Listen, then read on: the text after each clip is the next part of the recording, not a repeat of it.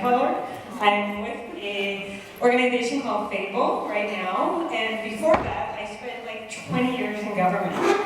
So, 4 years in the private sector in a startup and 20 years in government. My name's Kalcevich. I am here to talk to you about digital strategy, but really a lot of design and accessibility and just getting shit done. And that's my language warning. I'm gonna like swear a little, so if anyone minds, I know I'll cover your ear. We're gonna have to go back in time. So we're gonna hop in a time machine and go back to 2015. And then we're gonna go back a little bit further in time. So I started in the government actually in 2001, so way back, but we're not gonna go that far back. We're just gonna go to 2015 here. And as a reminder, what happened in 2015? Well, there were rats carrying pizzas around the New York subway.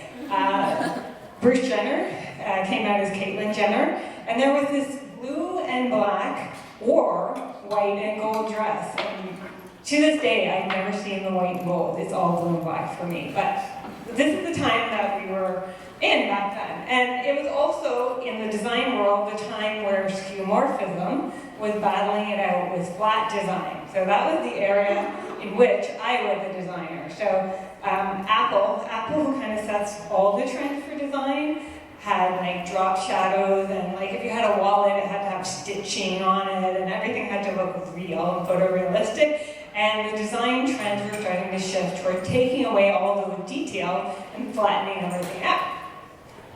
Here's Airbnb. Everything drop shadow, gradient, and even at the bottom there, they have a stack of what looked like postcards. So trying to make everything look hyper-realistic, and they redesigned and they took all that away. It's just flat. And we lost all of our design affordances when we did that. I don't know if that was a good thing or a bad thing. They never really kind of came back, did they? Which makes it hard from an accessibility perspective. And at the time, I was working on Ontario.ca. And we had redesigned it in 2015 to look like this. So yes, I was on that flat design bandwagon, no drop shadows, no nothing, icons, plain buttons, slightly rounded corners on the buttons. That was my like one affordance to make a button look like a button. Let's just like, 3 pixel radius. But before that, we actually redesigned that site twice. So we're gonna go back in our time machine even further back to 2012 now. And that's what the government website looked like at the time. So this is 2 premiers in the past. So we have Doug Ford, before that Kathleen Wynne, and before that Dalton McGuinty, who was premier when I was in the government first. And our websites had a lot of text, a lot of links, a lot of busyness happening. Somebody made some really bad design choices there. Can you see the URL that starts with HTTPS? There's 2 of them. In the words of Donald Trump, if that was somebody who worked for me, you're fired. we don't like to do things like that, but it's not the worst thing about this website. It is, the challenge we had with this website wasn't flexible. It had too much content, and people didn't know how to find things. So actually, before I even joined, somebody decided we're going to redesign this website. I kind of came along for the journey. And what happened was the UK decided to be experimental, and they made this alpha prototype. And they said, well, we have this hypothesis that people can just search, and they will find things on the government website if they search for them.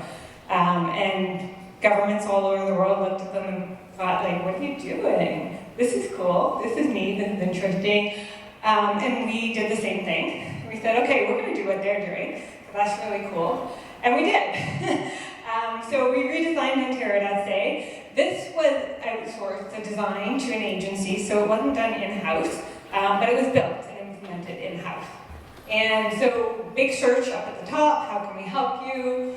Some trending content, and there were a few little linked popular featured news where you can pop them open and you would get more content. And then we're literally right at the footer. Like, have you ever seen a government website be so short?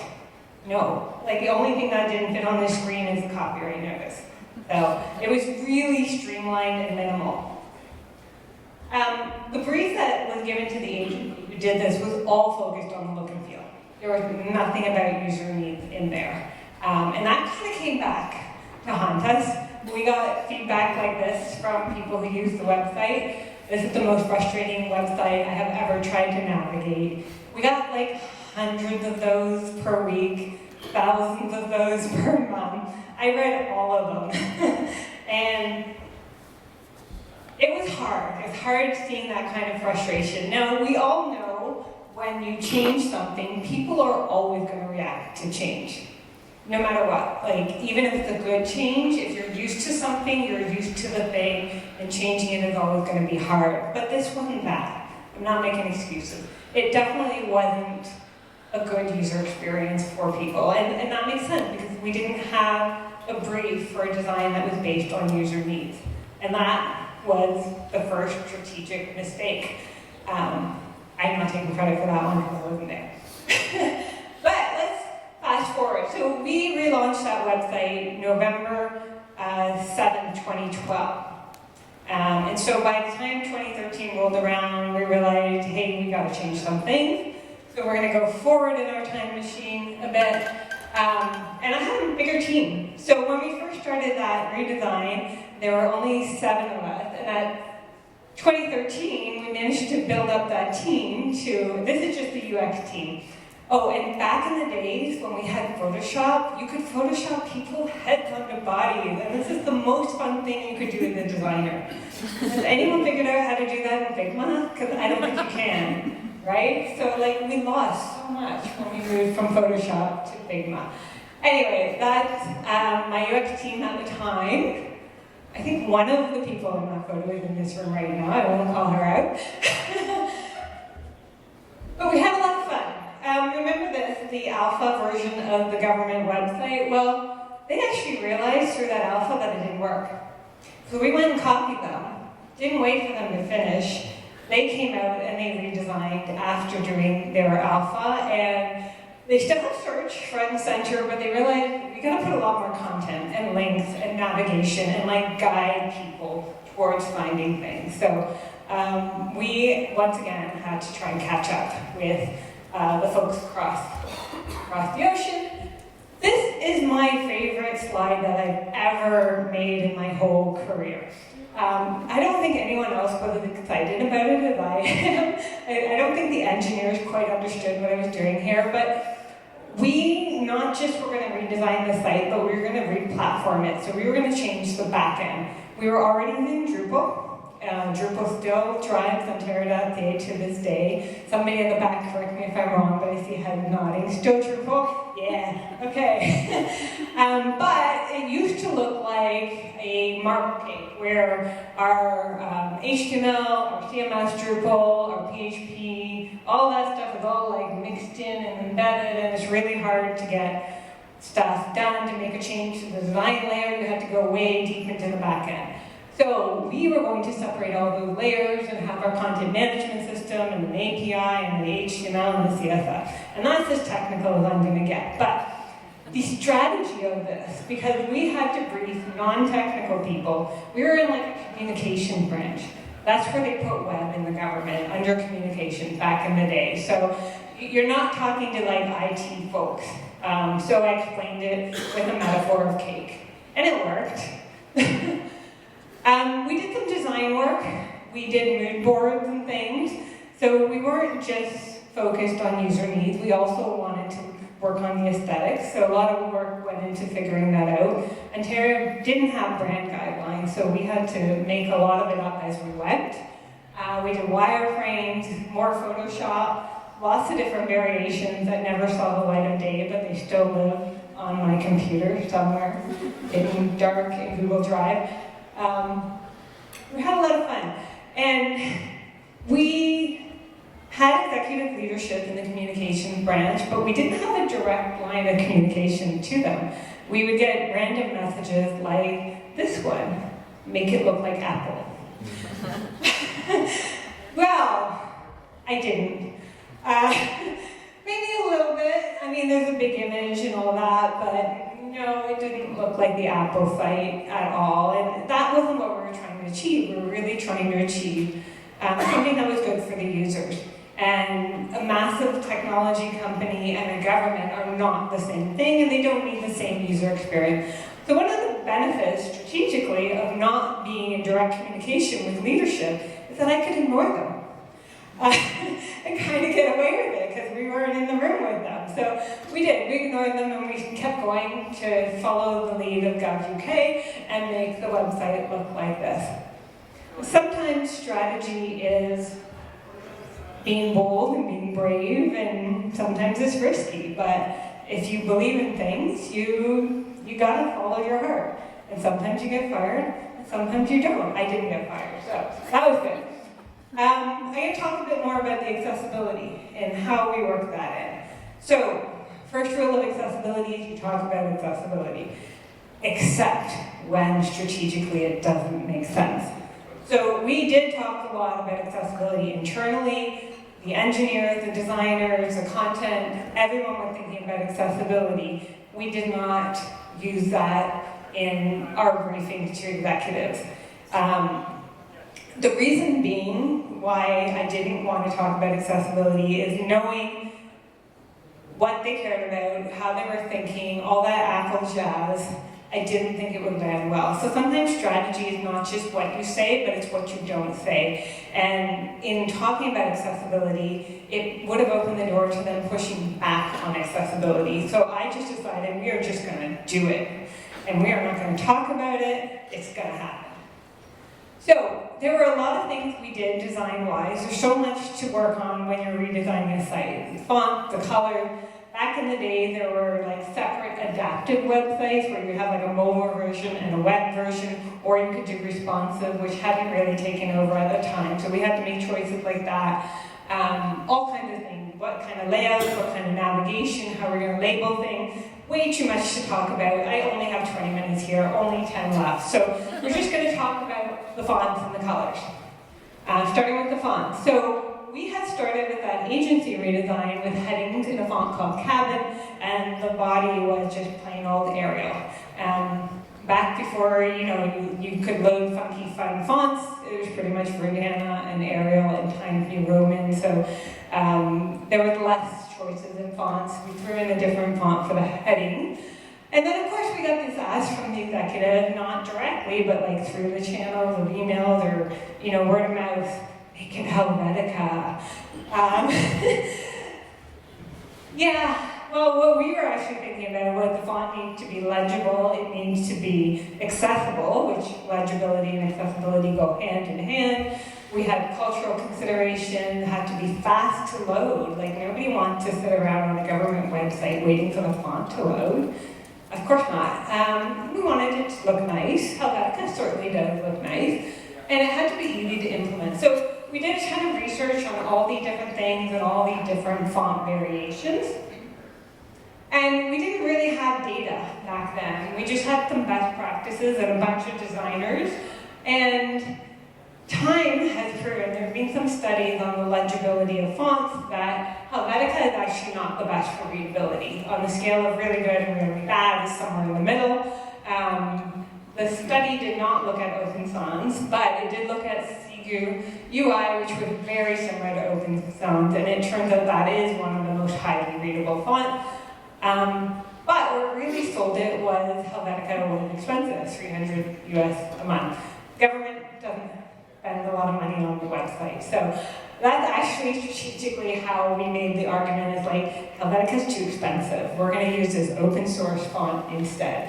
And that worked. And so we went with Open Sans. Not the light, never the light. Nobody ever used the light variation of font ever in any instance. They're very hard to read. But all the other variations, regular, bold, and all that, great. The other problem we had was marketing. Marketing liked to do things like this, infographics they call them, like a whole bunch of text and pictures and like turn that into a web page. How, what, how? What am I gonna do, put a PDF up there? No. So we needed to pick another font. We picked a font called Railway, and we made these HTML-based elements. We called them Smarties. They were little circles with numbers, and you could put a whole bunch of them on a page in a grid layout. And like, it didn't quite look like that infographic, but it was like fancy enough to make the marketing people happy. then something happened with that railway font, unfortunately. They decided they liked it a lot, like too much. So this is a highway sign. Everything's in railway. I've seen slide decks that the government still does to this day where the entire body of that slide is all a wall of railway. And it's not a readable font. Like, it's fine for titles and headings and like little smarties on a page, but oops, sorry. Let's talk about the link colors. There was this big debate. Are they going to be green? Are they going to be blue? Where did it come from? Well, we had green links. That's where we started with. And then the agency decided to make them yellow. Who makes links yellow? And then they had to make them a dark enough shade of yellow, so it kind of looked like ochre because of contrast reasons. So we're definitely not going to stick with yellow links. Green is kind of an Ontario brand thing, sort of. There was that point in time in 1994 when the Ontario logo was actually green. So that's why we were thinking about green, because it was the closest thing we had to an Ontario color. But of course, like, links on the internet are blue. That's the default, right? So that was really the overriding. When you think of like the cognitive load of, is this a link, is this not a link? And if you're doing things like taking away the underline, the blue color, for people who can see color, is one of the few things that tells people this is a link. So we decided we're going to stick with blue. And then we had to like mix in enough green to go, with that brand color. And then when you have a header, we had to experiment with the green header. You can't put a blue button on a green header. It just does not look good. So one of the reasons we shifted to that darker color header was so that we could have enough contrast with that button, and also because GovUK did it. And we were just like doing everything they did.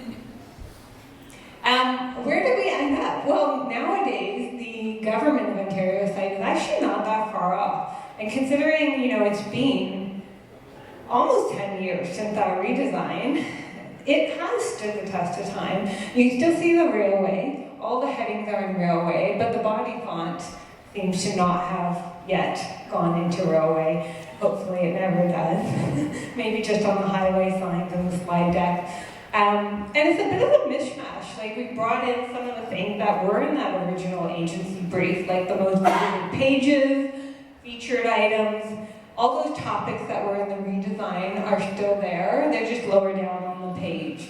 So it's kind of evolved over time, but the core principle, the font, the color, the layout, and the approach has remained the same. It's still hard to find government services, and it's still hard to navigate government websites. And, as much as that concept of people can just search for what they want, that doesn't hold up in reality, because the truth is, if you don't know the name of the government program or service, it's really hard to find it in search. So it continues to be an ongoing problem, not just for the Ontario government, but for like every government everywhere. And the reality is, how people find stuff? On Google. And now in ChatGPT.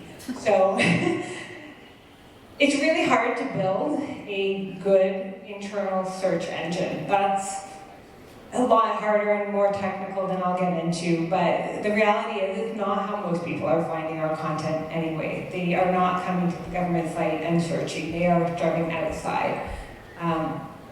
So I'm going to wrap up with, what did I learn through all of this? Redesigning the government's website twice, ignoring executive direction to get things done and to focus on user needs. Well, lead with user needs and data. I'm a strong believer in that. I still am to this day. Everything I do, I try to find data. Sometimes you don't have perfect data, but there's always some data. There's never a point in time where you can't find some indications of which way to go. And at some point, you do have to make a choice, one or the other, even if your data is not perfect and complete, but you can get some data. One book that I read 3 times, The Art of War. This is the best book on strategy ever. And it's a small book, but it really got me through those 20 years of government. And really, the premise of the book is the war is won before you ever step onto the battlefield. So it's got all kinds of things that are about actual warfare, but that can apply to working in government or any large bureaucratic organization. So it was good. Know your audiences and tailor your messages. So when doing strategy, knowing what the executives care about, money, not accessibility, you tailor your messages and you try to get the things that you want to get done through, even if it's not the messaging you would use, through something that's going to resonate with your audience. Being brave. Ignoring people in like leadership positions is not an easy thing to do. I'm not saying that doing things like that won't get you fired. Just because it didn't get me fired, it could. But I'm a big believer in that you've got to feel good about the work that you do. And I've seen lots of people not feel good about the work that they do and how that can break down them psychologically over time. So for me, it's important to be brave and stick with what I believe in. And so that's a personal choice though. And then put that shit on everything. Accessibility, it really belongs everywhere. It belongs in everything we do. It belongs in, you know, the engineers have to think about it, the designers need to think about it, content writers, product managers, people who do procurement, people who make strategies. Everyone needs to be thinking about accessibility, because if you don't think about it, it's too hard to change it later. You know, going back and trying to undo some of the decisions that were made in those early days, I don't even know if that's possible. I'm waiting. Maybe one day somebody's going to redesign Ontario.ca again, and we'll see when that moment happens, but it was not easy. It was not easy to do it twice. But we did it, and it was an exciting ride. Oh, I'm going the wrong way. There we go. All right, thank you. You can connect with me on LinkedIn. I blog a lot about accessibility. And if you want to check out my company, go to makeitfable.com. And I'm here to chat if anyone wants to ask a question. Thank you so much.